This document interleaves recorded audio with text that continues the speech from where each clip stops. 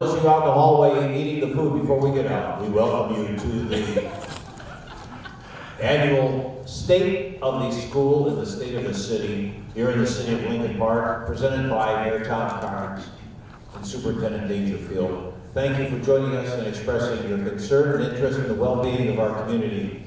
And we thank the Lincoln Park Rotary Club for your tremendous support for this event and everything else you do in the community. If it wasn't for organizations like you, we would be able to move forward in areas that the public is not able to fund through taxpayer dollars or other means. So we thank you for joining, and we ask you all to now please rise for the presentation of colors by the Lincoln Park High School Junior ROTC Color Guard. Please stand, and please remain standing for the national anthem performed by the Lincoln Park Symphony Orchestra.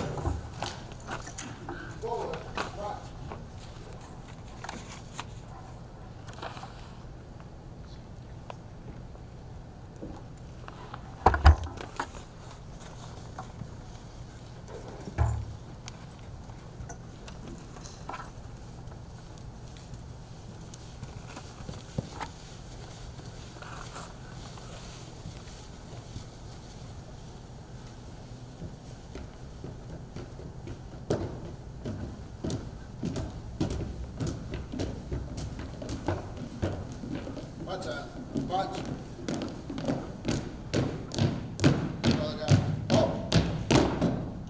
Forward, march.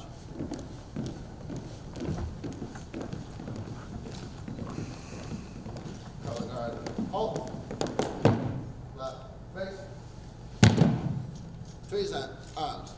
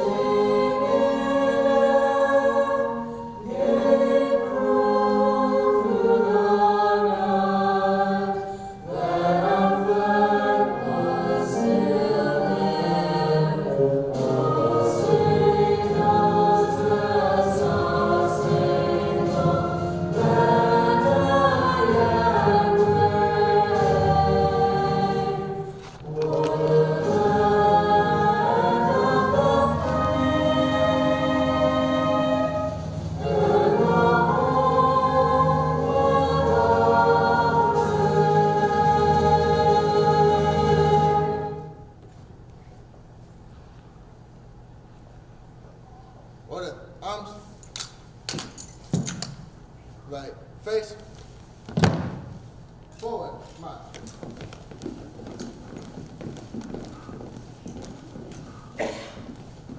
Outside, march.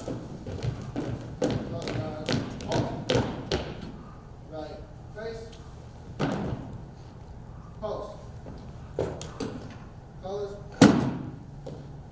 Present, arms. Order, arms. Left, face. Forward, march.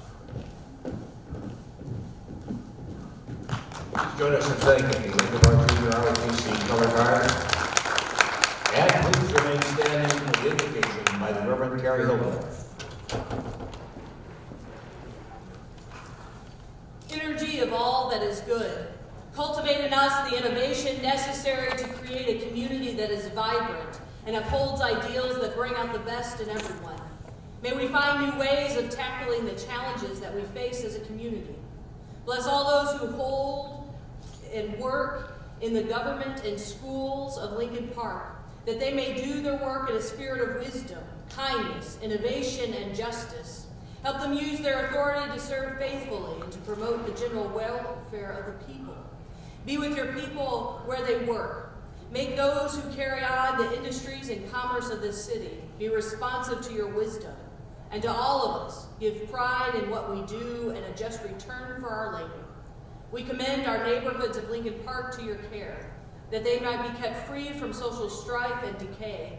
Give us strength of purpose and concern for others, that we may create here a community of health. Be with those who study.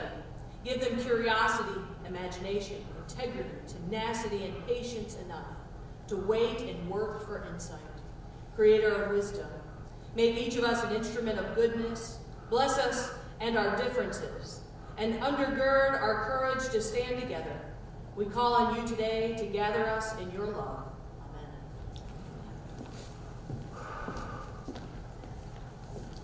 And finally, please remain standing for the Pledge of Allegiance led by Excel Club President David Lucero, Natalie Olvera, and Paula Vasquez. Please step forward.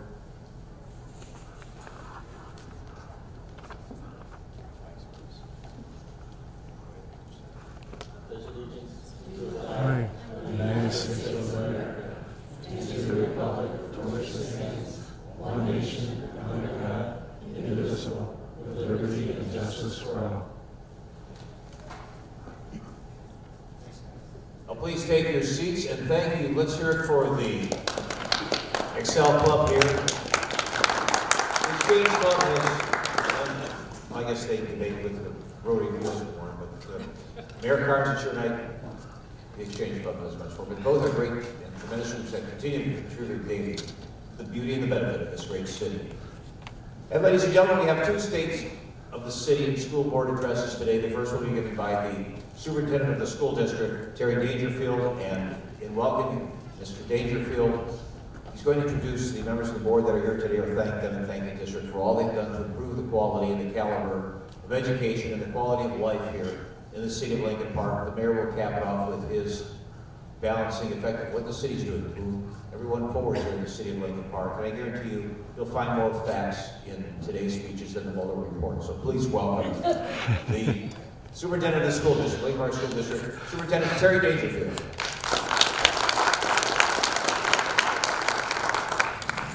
Before I begin, I do have to take a moment. You know, when I'm on the stage, I always get a chance to reminisce a little bit. And that recording that we heard of the Star Spangled Banner, I actually conducted that back in 2003 with an incredible group of young men and women. And if any of them are in the audience who are listening, I do miss you guys, and that was a great time in history of my life, so thank you so much for that moment. And by the way, I was standing right there conducting it, and all the students were sitting up here, so yeah, that day justice. Good evening. I'd like to welcome you to the auditorium of Lincoln Park High School. This is our fourth annual combination of the State of the School and State of the City address. I sincerely appreciate Mayor Tom Carnes, the City Council, the city officials, Representative Clementi, and the entire City of Lincoln Park staff for supporting this opportunity and allowing us to speak frankly about our community. I would like to provide a special thank you to the Lincoln Park Rotary Club for hosting this event this evening. I am proud to say that the Lincoln Park Public Schools are strong. Together, we have set the school district on a path that is doing the right thing for kids. We are either supporting or putting systems in place to better support our employees to ensure that they have what they need to provide our students with what they need. We have done this because of our continued work to improve the quality of our systems through the MyExcel Blueprint process.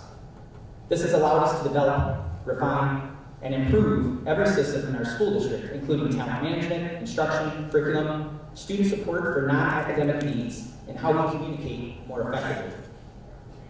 This work is being validated in so many ways. The most obvious and public of those is our student performance on the state standardized tests.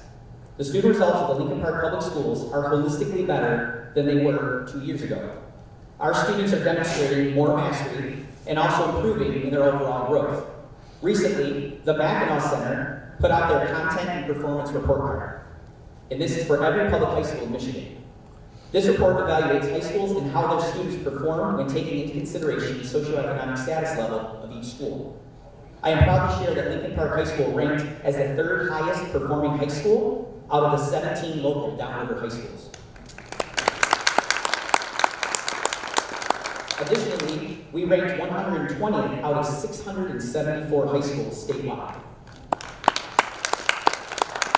Simply put, this report, compiled by an institute that is strongly considered to be a conservative organization, and some would argue not necessarily a friend of public education, but they validated that Lincoln Park does an excellent job with our students and meets them where they are to help them become the best students that they can be, so that they can be prepared to have a quality adult life. Last year, I shared our work around what we call the Resilient Schools Project. This is our intensive approach at being a trauma-informed and resilient-focused school district. This approach is transforming not only how our staff work to meet a student's non-academic needs, but it's also transforming how we see students. We are committed to them as humans first. We see the behavior as a piece of communication that provides us insight into how to address the student's need. We believe that behavior is learned and that we can teach any student the appropriate behavior with the proper mindset and supports. This work is some of the most impactful and quality work I have been a part of in my over 20-year education career. While we still have work to do in ensuring that it is implemented appropriately in every situation, we are experiencing monumental gains, and I am so proud of our school district, our staff, and our students for this incredible work. Another area that I would like to highlight is our growth in our extracurricular groups, clubs, and non-traditional core programming. Our students can experience the fine and performing arts, a full and comprehensive athletic offering, CTE programming like CAD, agri-science, building and trades, and marketing, including our award-winning DECA program, an incredible JRTC program, which you saw on display here this evening, and our K-12 STEM program with a robotics program called the Railbots. This continues to improve and grow each and every year. We have tremendous student participation in all of these activities, and it continues to grow. These programs allow us to continue our commitment of seeing our students as humans first. It is so important that we provide our students the opportunity to experience a holistic education that allows them to be a well-rounded Lincoln Park High School graduate. I truly would like to thank our elected Lincoln Park Board of Education for supporting the tremendous amount of opportunities we are able to provide our students and community. And we are very lucky this evening to have 3 of our Board of Education members here with us, our Vice President, Kathy Carter, Secretary Gordon Gilbert, and Trustee Ms. Phyllis DeFiore. So thank you for your support and being here this evening. For the remainder of my speech this evening, I would like to concentrate on the progress we have made in updating our aging infrastructure, as well as highlights the challenges that we are facing. The Lincoln Park Public Schools, like so many school districts across this country, were largely built in the post-World War II era more than 70 years ago. The building we are in is a prime example of that. This building was constructed in the 1950s. Just like the roads and bridges in this country, our school buildings are aging. Thankfully, we have a strong commitment to maintaining them and keeping them in good condition. Our district has a tremendous maintenance and utility staff that does a great job with the day-to-day upkeep of our buildings. So much so that we hear constantly from outside visitors such things as, wow, your buildings are in tremendous shape considering how old they are. Or, your floors are the shiniest floors I have seen in a school in a long time. Or, you have some of the cleanest schools I have ever seen. We are incredibly proud of it. When our day-to-day work turns into something more challenging, we have been able to take advantage of our sinking fund. This is a voter-approved initiative that began in 2004 and was renewed in 2014. This money is extremely regulated and can only be spent on very specific facility repairs. The Lincoln Park Public Schools have been able to use the sinking fund for new exterior windows and exterior doors at Lincoln Park High School, Pawn, Kepping, Foote, and Carr. We have also been able to do necessary repairs to other areas across the district as needed. For the foreseeable future, the sinking fund will be 100% committed to the project at Hoover School. The 90-year-old wing of Hoover School that sits parallel to Howard Street has some issues that we have been evaluating with the help of outside agencies. As a result of this evaluation, it has been determined that a new addition will be constructed in behind the current 90-year-old wing, and the front structure will be demolished. This is being done because of serious safety concerns that are on the horizon if we do not act now. Of course, the safety of our students, staff, and community is our top priority. This project is being funded by a commitment of 100% of the sinking fund dollars and a serious commitment of general fund dollars. In all of our projects, when the sinking fund has not included enough funds, the Lincoln Park Board of Education has stepped up and committed general fund dollars to repair or upgrade certain facilities as needed to ensure our students and community continue to have a quality experience in the Lincoln Park Public Schools. This includes a much-needed replacement of our tennis courts and track. The condition was so poor of those two that we had to have our home games and meets away at other schools.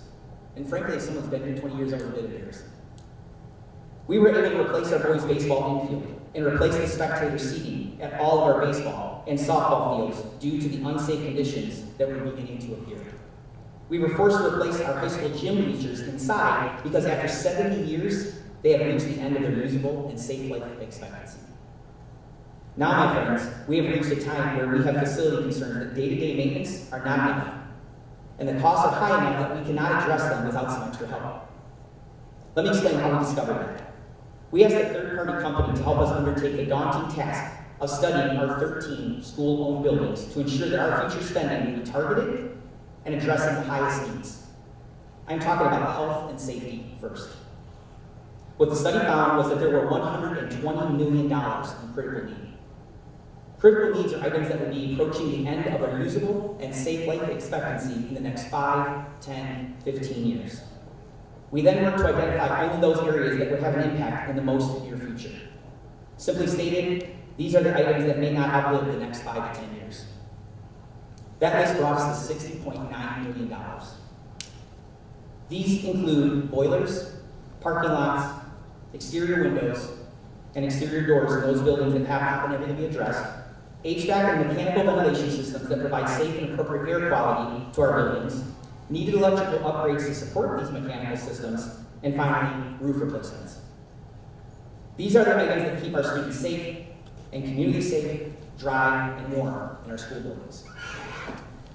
The bond that constructed Lafayette in the middle school over 20 years ago is approaching the end of its original terms.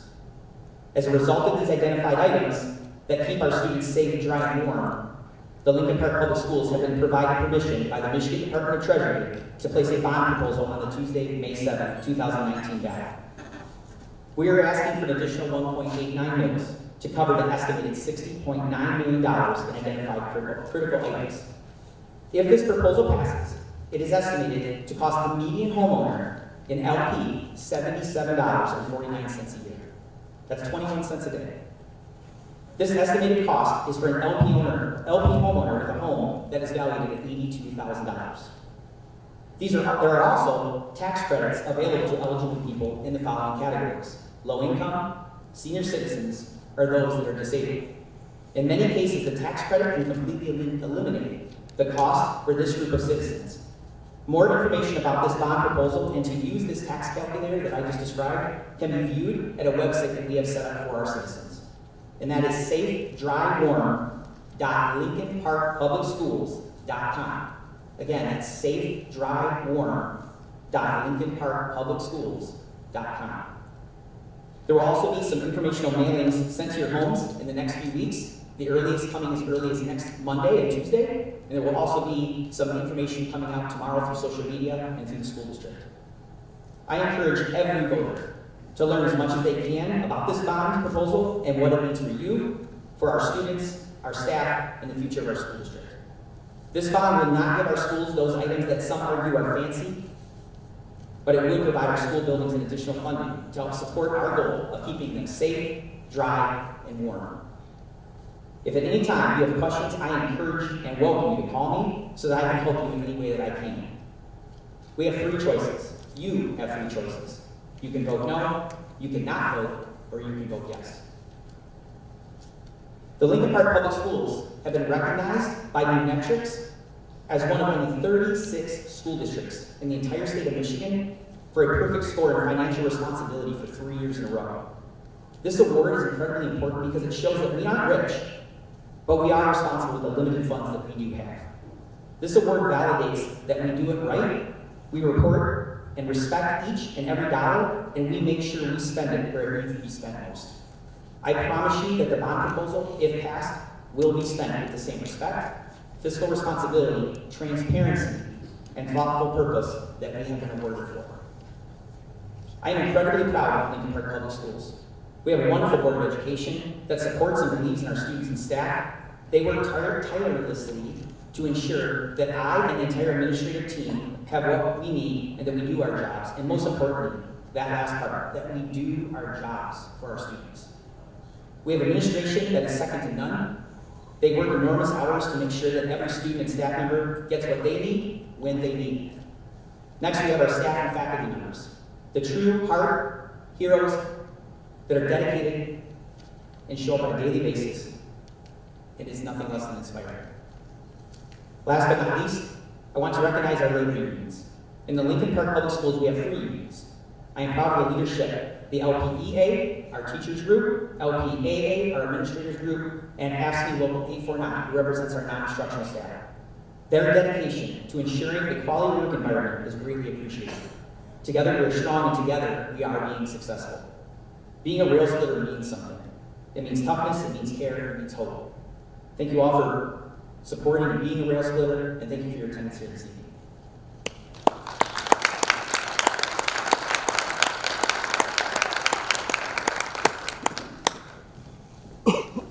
Thank you, Superintendent Dangerfield. And continuing with the state of the city, as you move forward with Mayor Carnes and his administration, coincidentally, many of the people seated up here today are graduates of Lincoln Park High School and have stayed on and come back to return to public service, either with the school district or with the city council, other elected offices, the city clerk, city treasurer's office. And the duty of that service is something that was inbred into them when they went to high school here back 10, 20, 30, 40 years ago. Many remember some of them played in the band here on stage. They had great jazz bands and stage bands. And they produced a lot of talent out of this high school. They went on to many fields, and many have come back here to share their intelligence and their skills to better the community. We applaud all of them for doing that, including the mayor of the great city of Lincoln Park. Please welcome, with his 2019 State of the City address, Mayor Tom Carnes.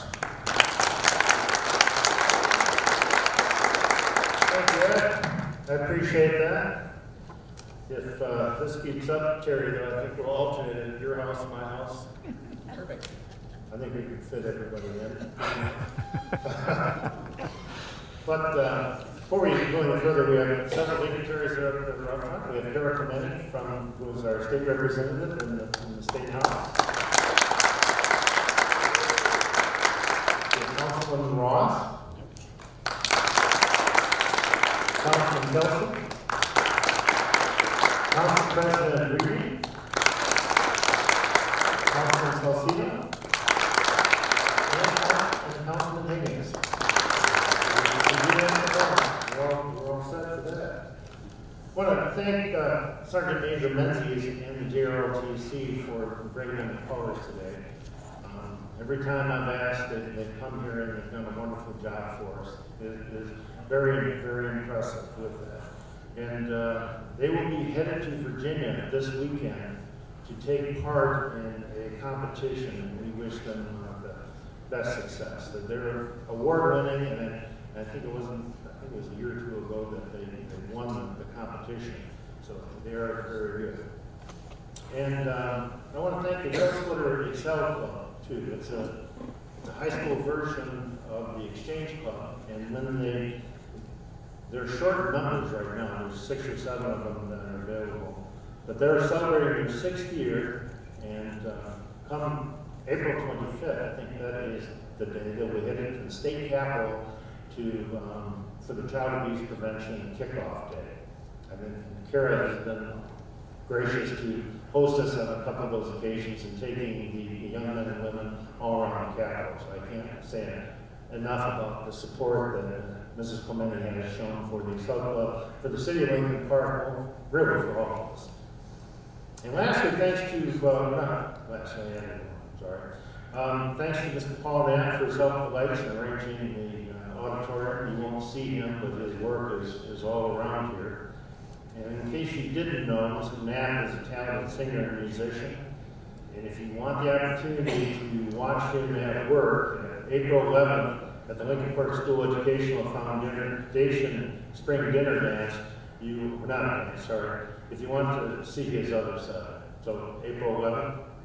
And then now last week, thanks to the Rotary Club for putting this event on. I don't know how long they've been doing it, but since 1946, they've added a lot to the city of Lincoln Park, and we thank them for their service here. I have a guest I'm going to bring up here. It's Kristen Bennett of the Lincoln Park Community Credit Union. And she had an idea of some presentations that she wanted to make to the community and asked me where the best place to have that would be. And I thought this one was pretty good. And since one of them does involve the schools and one of them does involve public service. So Crystal.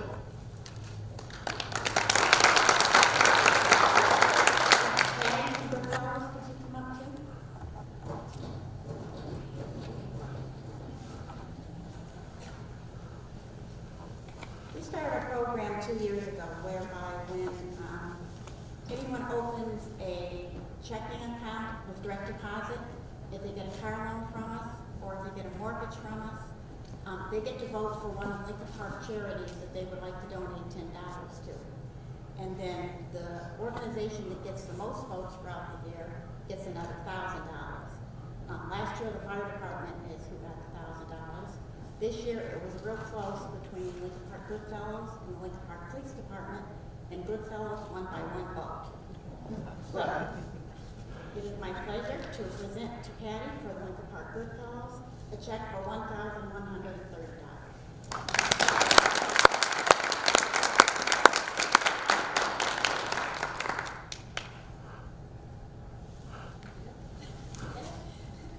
Thank you so much.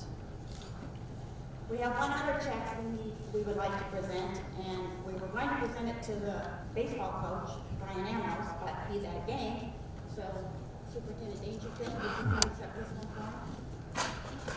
As many of you may know, they're in the process of putting improvements to the field, and they're also getting a new sign, and the credit union is donating $10,000 toward that sign. So,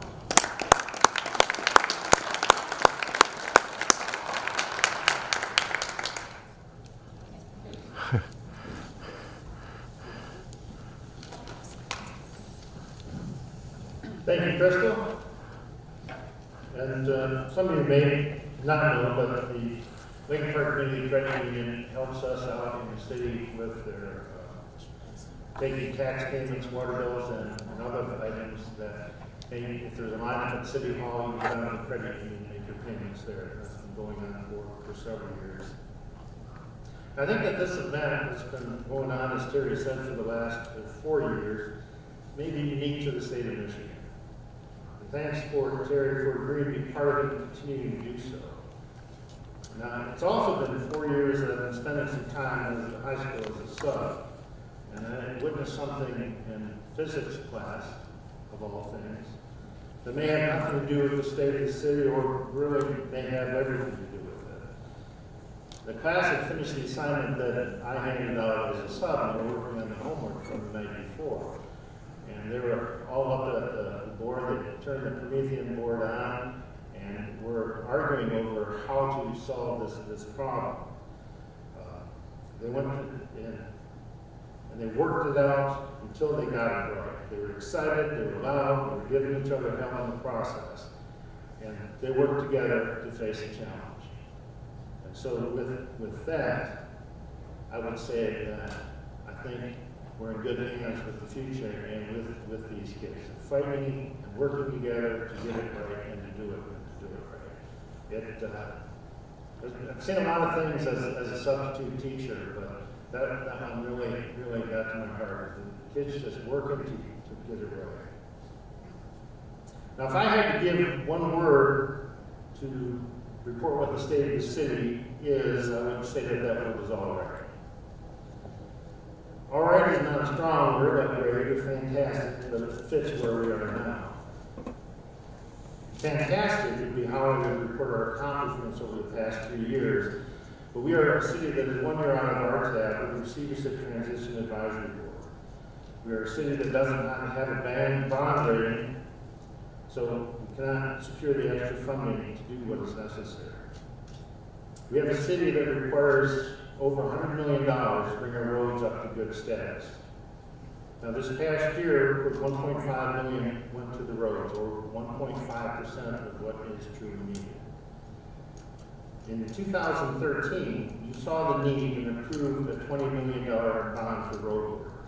Because at that time, then we lost our bond rating, so nothing was done. Our city manager, Matt Hopper, worked out how the money could be obtained at low interest through private placement, and your council approved of that. The road work will begin this year, and the bond will be in 3 separate series in 2019, 2020, and 2023, and each for 10 years.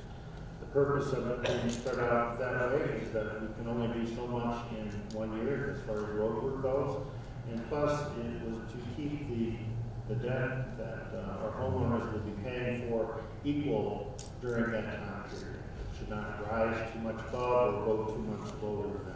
So you know what to expect as you're paying your bills and when the tax bills come due. Along with our roads, our infrastructure is aging. While not a fix, the city has successfully deployed a GIS, or Geographical Information System. This allows the departments to map out the infrastructures and assess and the assets that we rely on. Through a grant, a SAW grant, the city now has maps that show the location of sanitary sewer lines and manholes, stormwater lines, manholes, and catch basins. An additional act will be added shortly that will allow the department to identify problem areas so the city can better focus resources in repair, replacement, and anticipation of future needs. The pension system for both municipal retirees and police and fire are underfunded. Improvements have been made, but the funding numbers are on the increase.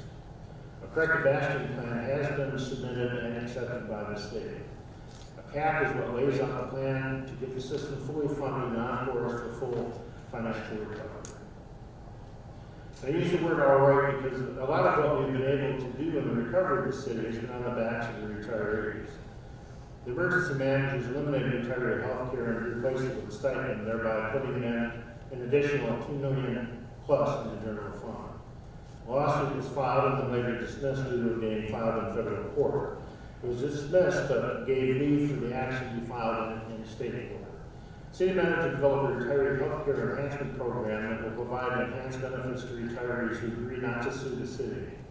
The cost is limited to 6% of the general fund revenue. It is a little bit better than it was, and I still want to appreciate the efforts of the city manager. But I think that we still owe more to our retirees, and more important to our recent retirees who have retired since the emergency manager was in place, as they did not get the stipend, and they have other issues where they weren't able to build up their funds in enough time. But we will be working on that in the future. The city is continually moving forward. As I mentioned in the past, I believe that this is due to a return to basics. You don't spend what you don't budget for, and you plan for future needs. Making sure that our departments are following the purchase policies, not spending funds that are not available to them. At our most recent budget amendment, the council, it was to add $100,000 to the fund balance. Now, this is truly a remarkable feat that does not come easily. They have hard work that goes into this. Lisa Griggs, who is our finance director, has presented to our council a balanced budget for the past 5 years. And now we have a $4.5 million fund increase for fund balance, and looking to add an additional $200,000 later in the year. Coming improvements that have been done for the past year. City Hall, we're replacing windows, roof, upgrading lighting to LED. We'll replace the air conditioning and the boiler to make rooms more efficient, reduce the cost of operations. The carpet has been replaced. In the band shell, we've had a new roof and a new roof for the senior center. Repaired the brick facade of the senior center. Community center has a new roof and coming soon, new flooring, thanks to the Wayne County. And something you may not be aware of, in our IT department, we've replaced computers in the police department and installed a fiber optic connection between the City Hall, police, and fire, so that connection goes through more quickly. Upgraded all of the routers, switches, firewalls on the network, and now provide free customer Wi-Fi at City Hall, Community Center, and band shell. You just need the password as the city manager. Implemented a program that allows customers that pay their water bills via ACH. So are automatically withdrawn from your checking account. If that interests you, I ask you to check in with our finance department and get that process going. Notes from our respective departments. We have the fire department conducted fire safety talks in all elementary schools in the city. Children taught the dangers of playing with matches, about smoke detectors, and a plan for house club fire. This program has been going on for a couple of years, and when we said that they go to the schools, they don't just go to one class. I believe they go from kindergarten, first grade, second grade, and third grade doing this. So what this amounts to is a lot of work and dedication by your firefighters going through and making sure that our kids are safe. And Fire Chief Martin has received a training, is now state certified as a professional emergency manager. He is leading the way as our emergency preparedness systems are being updated. Now, not everything goes according to plan, as we attempted to take part in the statewide severe weather test. Well, our alarms did not go off, but that's why we have tests, so that we can see whether they work or not. And in this case, they did not, so we're on the problem. We'll get that situated so that if we need it, it will be in place. And the police departments. Both of our public safety departments are extremely busy, but I have some info on the police call, so I'll use that. As an idea, our police department handled over 38,000 calls last year. So if you do the math on that, that's 105 a day and over 4 an hour. 4 an hour, every day of the year, which is quite a bit. The police department also utilized and has for the last 4 years CompStat. And what CompStat is the program that allows them to see where crimes are being committed in the city of Lincoln Park, and then put that information onto a map that can be looked at. The police department meets with the CompStat folks every month, and they go over where the crimes have been happening, and if there's any trends that can be figured out through that. When they identify a trend, they will go forward and allocate resources to them. It's a very, very good program.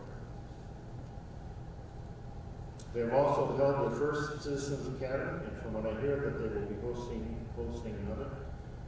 And I've been around the nation in various things from time to time, and the community policing program that the city of Lincoln Park has, in my knowledge, is next to none. It's close to the best in the business, if not the best.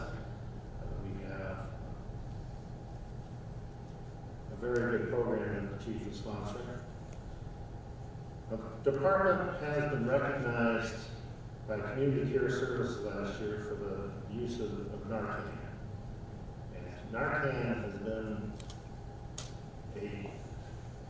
a chemical that has saved the lives of so many people.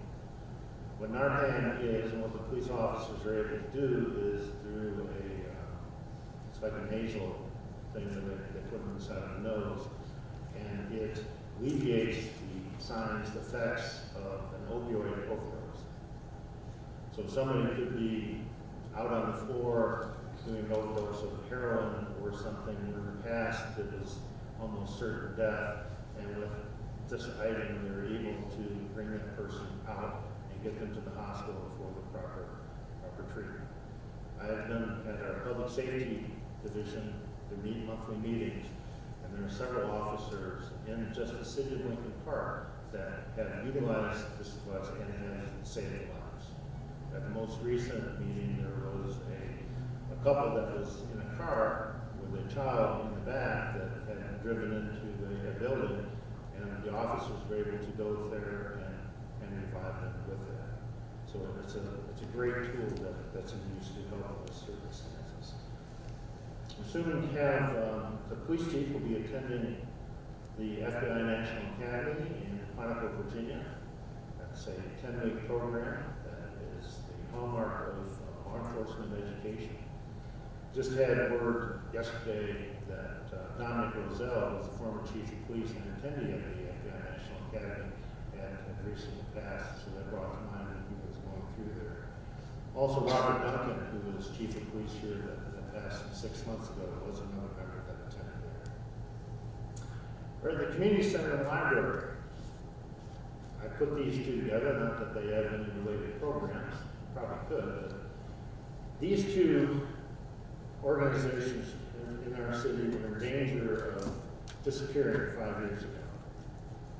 We didn't know what was going to happen to them, whether we would have a library or whether we would have a center.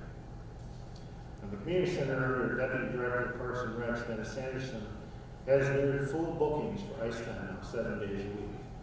And before, we weren't able to fill it all. And most recently, the University of Alaska Yukon used this center for training. Now, the library, the director, Nicole Kessler, has numerous programs for kids. I invite you to come down there and see, because they're too numerous to mention, and there's always something new going on on a daily basis. It's a great place to bring your kids.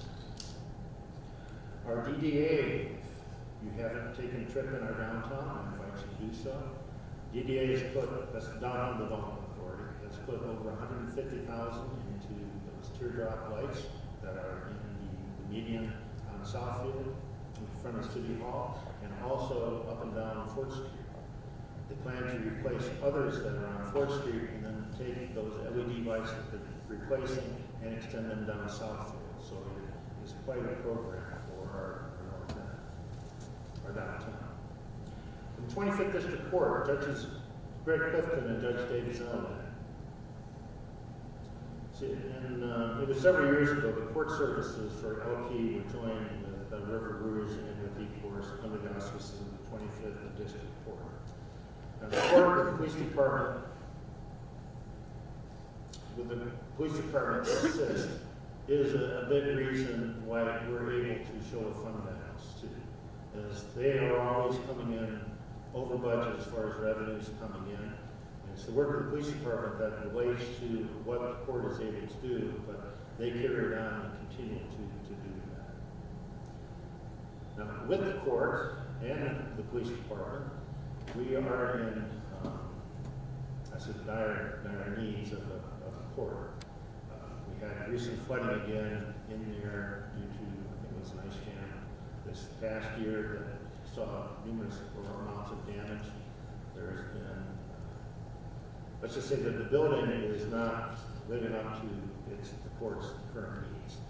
And there's, with the expansion of the three courts together, then it's just not working out to our needs as a court. The police department was built, I think, 1952 or so. It was state of the art at the time that it was built, but it no longer meets that. And to that end, the decision was to look for a new court. First and foremost, it was for a new court. And the addition of the police department came as an afterthought. Now, this is something that's going to happen in Lincoln Park. There are several sites that are being looked at for that. But so far, this has not cost our residents anything. And I think that this is due mostly to Mr. Cochran and his efforts.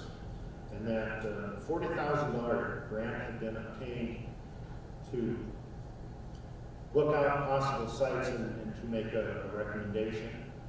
Now, most recently, just this very week, the city received a Distressed Cities grant for $342,000 to go into the next phase, which would be the design and get things ready for to start building. It's not a done deal as far as building goes, because this is something that you guys are going to have to approve at some point, but it's been very efficiently handled up until this point. Quandt Park had been talked about as a possible location.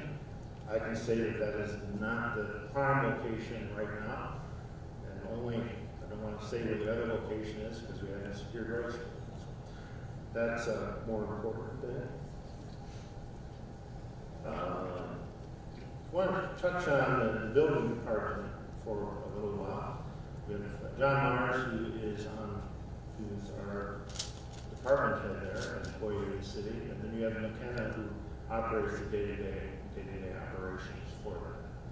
just had a study session, which I think we ironed out a lot of issues that we had and wanted to see the best operations for that. And as a result of that study session, a real positive thing came out, and that was meeting with the landlords, say that own rental properties. What happens is that Mr. Myers arranges to meet with these folks, answer their issues, questions, and go through and work out how to make them all successful. 5 years ago, or 4 years ago, because we didn't do the state of the city 5 years ago because we were in a state, like I said. But at the first one, the issue that I heard was with Sears. And it was a Sears Plaza, and what's going to happen with the Sears Plaza. Through the years, we have had little, how can I say, little flickers of hope that something was coming in there. And it would be close to having worked out, and then the rug would be taken away from our feet. So it was very, very distressing in reference to that. And then the news came earlier this year that Sears was closing itself. But not everything that happens to that end, badly like that, is for the worse, really. I mean, this could be a good thing for us, with both of them being to the point where we're having, and as far as new stores and such go. Now, we care as much in the city, and our economic development director, Giles Tucker, secured a grant. This was a grant of $7,500, and the city matched it for an additional $7,500 to work on the Dixon-Southfield corridor. Now, part of the Dixon-Southfield corridor, obviously, is Sears, and then the Grand Sapa property where the other stores were. With this, though, our economic development director, Mr. Tucker, has been meeting with both owners of these, and there are several exciting things that are moving forward. Again, I've been fooled many times with this property, so I'm not going to get my hopes up, but I am encouraged by what I see and hope to have something in plan by the next time when I'm up here making these comments. Because that Southfield and Dix area is extremely important to us. That has been the hallmark of our town for decades. Something new has happened this year also. Several years ago, we closed our animal shelter, and then we decided to go to, I think it was Allen Park first, and we were with Wyandotte, then we were with Taylor, I guess, for a little while. They just didn't like our dogs, so they kept kicking us out of these events, and that's just, we had to figure out something else. So we were looking at building a shelter, and then we discovered that they've already had them built, and they could ship them right to us. And that is what ended up happening. Currently, we're just handling dogs that are coming in. I think we've been in operation there at the location of the old animal shelter. It's been probably 6 weeks, 2 months since going on. The people that work there are very excited, and they really love their dogs. It's just, if you haven't been down there, please stop in. I think that there's a couple that are up for adoption. Let them show you. They'll show you pictures and go on their Facebook page too and see about it. Recycling. It's been a long path to get to having curbside recycling again, and it's something that I'm excited about. I think that it's a smart move that we made on this, because within a short period of time, it's going to be mandated by the state. And to get ourselves in a position to save money ahead, we have to be mindful of what's going on with that, making sure that the items that we recycle do end up as recycled, not in more a glorified trash bin. We do not want that to happen, but look forward to seeing this. We're looking to start this in July. You will have a new container at your house. Should be a fun time. Another thing that we're going to be dealing with very shortly is marijuana. The city has a decision to make whether they opt out of the sale, distribution, grow areas, or whether they allow it. It's quite as simple as that.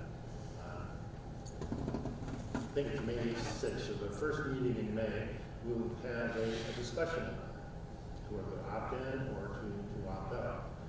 There are advantages some would see for the city in reference to that, due to the numerous buildings that we have that are vacant. And there are disadvantages also. As a police officer and police chief for several years, I have had questions too. But that's what that meeting will determine.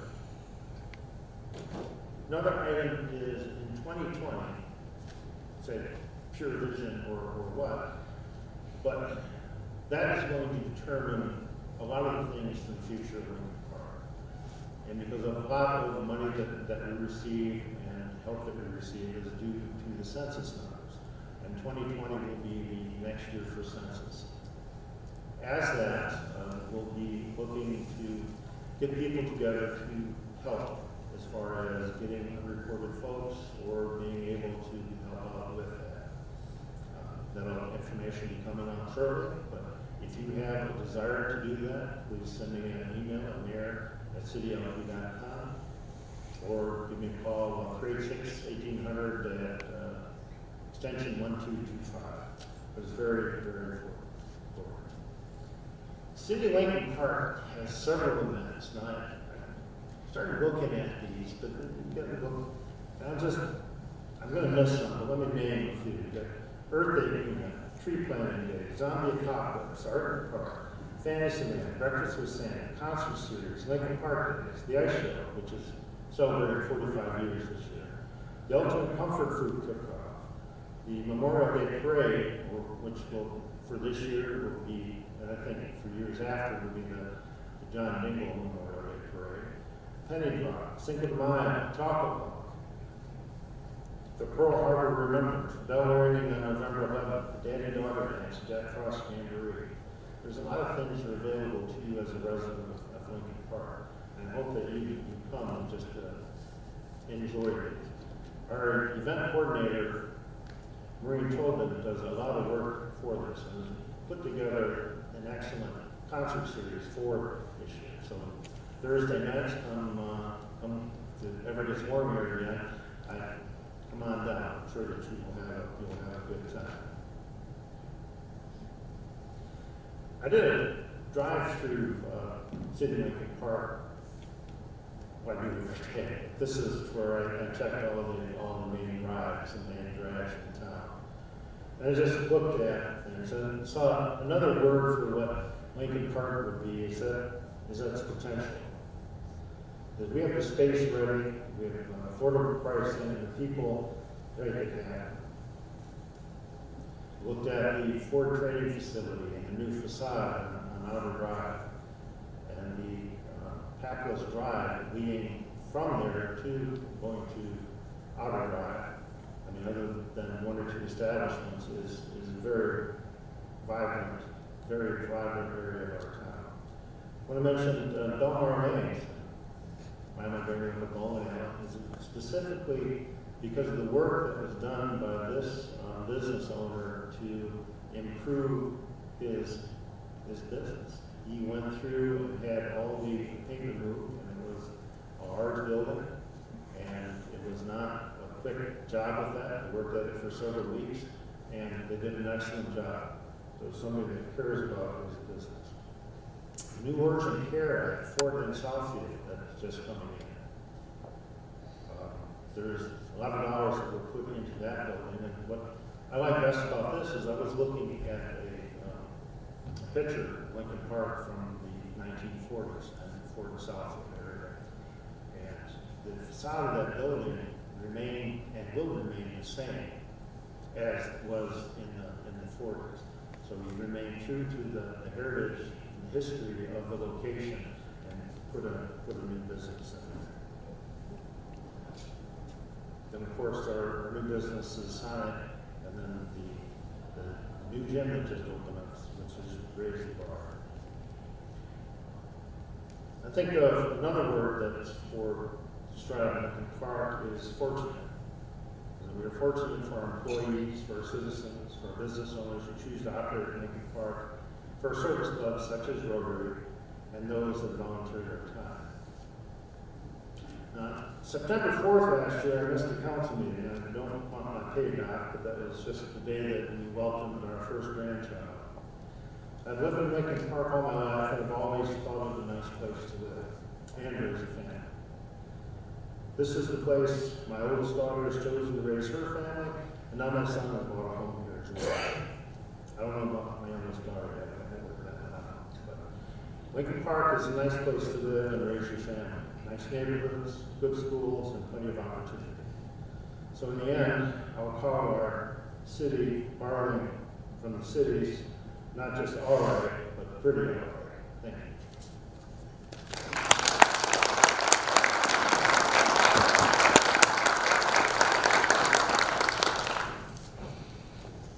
Thank you, Mayor Carnes. Thank you all for joining us and showing us your interest, care, and concern for the betterment of our community. Superintendent Dangerfield, thank you to and your school district and your school board for all you do to make this a better place. They may have not mentioned it. You got the flyers outside. Don't forget the 2019 Spring Spectacular, hosted by the Lincoln Park Schools Educational Foundation. It'll be held at our old banquet center on Quarry Road in Riverview on Thursday, April 11th of this year, 6 to 11 p.m. Dinner served at 6:30. Get there early because Lincoln Park will eat a lot. Spectacular fun, spectacular cause, and raffles and auctions that are spectacular. A spring spectacular, again, that's on the 11th of April. That's a Thursday night. It's at Arnaldo's in Riverview. Flyers are available at the door. Everyone stop down and support this great school district and this great city because the two are bred together to make this a better place forever.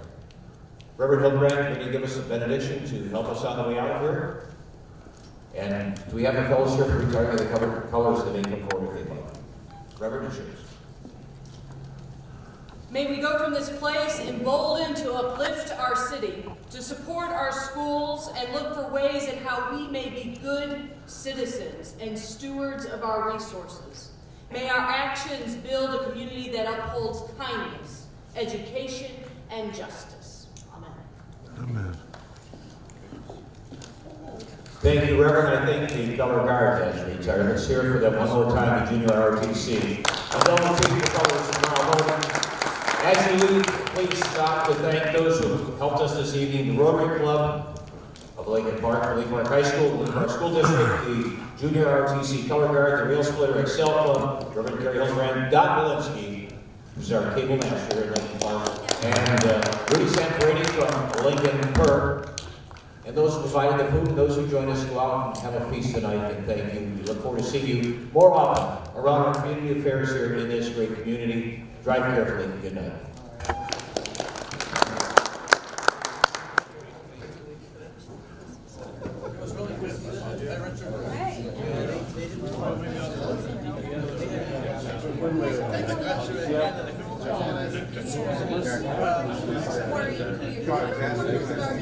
Yeah.